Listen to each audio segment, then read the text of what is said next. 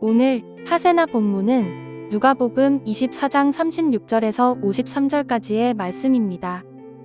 그들이 이런 이야기를 하고 있을 때에 예수께서 몸소 그들 가운데 들어서서 말씀하셨다. 너희에게 평화가 있어라. 그들은 놀라고 무서움에 사로잡혀서 유령을 보고 있는 줄로 생각하였다.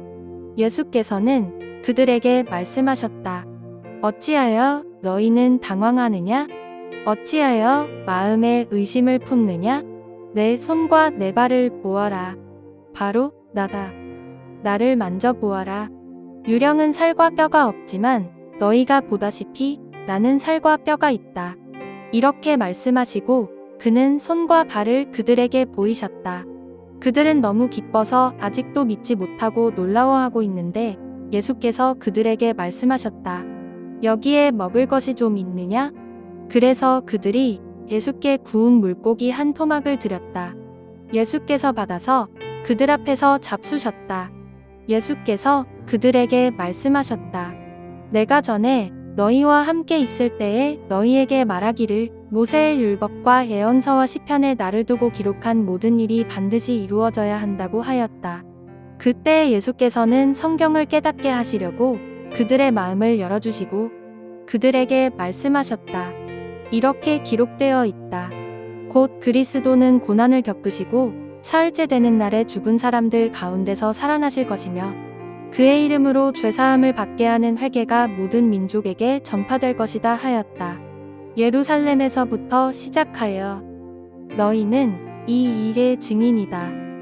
보아라, 나는 내 아버지께서 약속하신 것을 너희에게 보낸다. 그러므로 너희는 위로부터 오는 능력을 입을 때까지 이 성에 머물러 있어라. 그리고 예수께서는 그들을 밖으로 베다니까지 데리고 가서 손을 들어 그들을 축복하셨다. 예수께서는 그들을 축복하시는 가운데 그들에게서 떠나 하늘로 올라가셨다.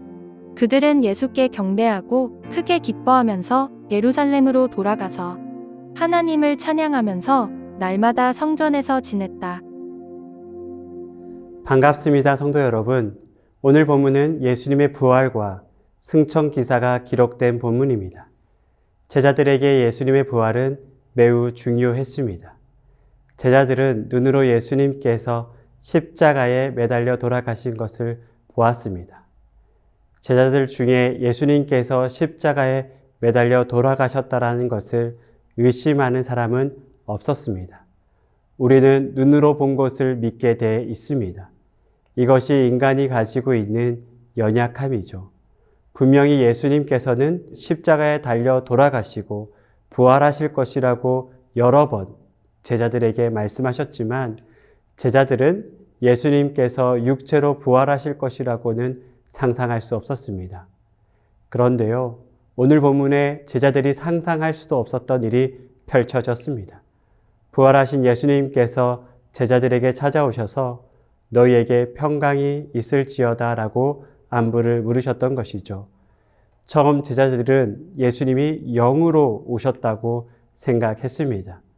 제자들의 인식 속에는 육체는 죽어도 영은 죽지 않는다라고 생각했기 때문입니다. 하지만 예수님께서는 자신의 손과 발을 살펴보고 만져보라고 말씀하십니다.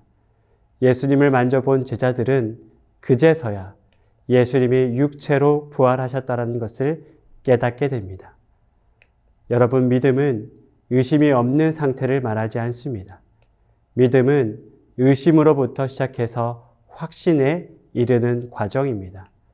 그 과정 속에서 가장 중요한 것은 나에게 주신 예수님의 말씀입니다. 오늘 본문에서도 제자들은 의심을 사라지게 한 것은 예수님의 말씀 때문이었습니다. 예수님의 말씀에는 힘이 있습니다. 말씀은 의심과 두려움에 사로잡힌 제자들에게 확신을 줍니다. 신앙생활을 하다 보면 성경을 이해하는 것이 매우 중요하죠. 하지만 성경을 이성적으로 이해한다고 해서 예수님이 믿어지는 것은 아닙니다. 예수님이 믿어지기 때문에 성경을 이해하게 되는 것이죠.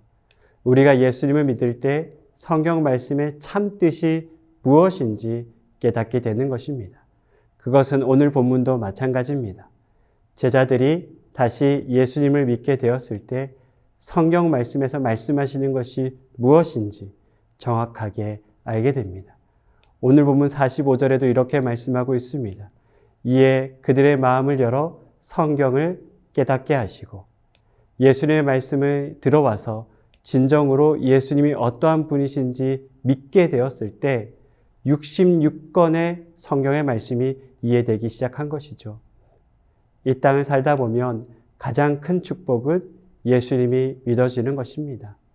예수님께서 우리를 위해서 죽으시고 부활하셨다는 사실을 믿는 것이죠. 성경의 모든 열쇠는 예수님이 쥐고 계십니다. 예수님을 믿지 않으면 성경의 단 한 자도 진정으로 이해할 수 없습니다. 그것은 구약 말씀도 마찬가지입니다. 하나님께서 천지를 창조하셨다라는 창세기 1장 1절 말씀도 예수님을 믿지 않으면 그 의미를 정확하게 알 수 없습니다.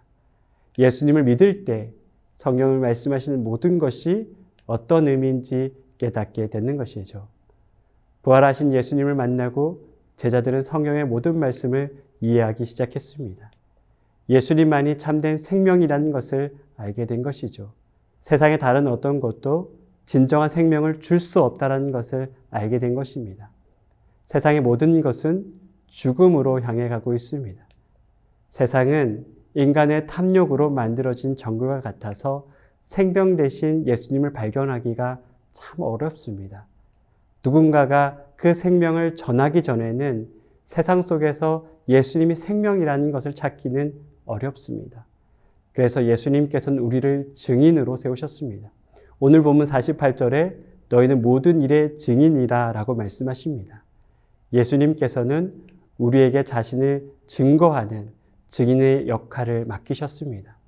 예수님을 믿지 못하고 무지하고 불쌍한 영혼들을 위해서 우리를 증인으로 세우셨던 것입니다.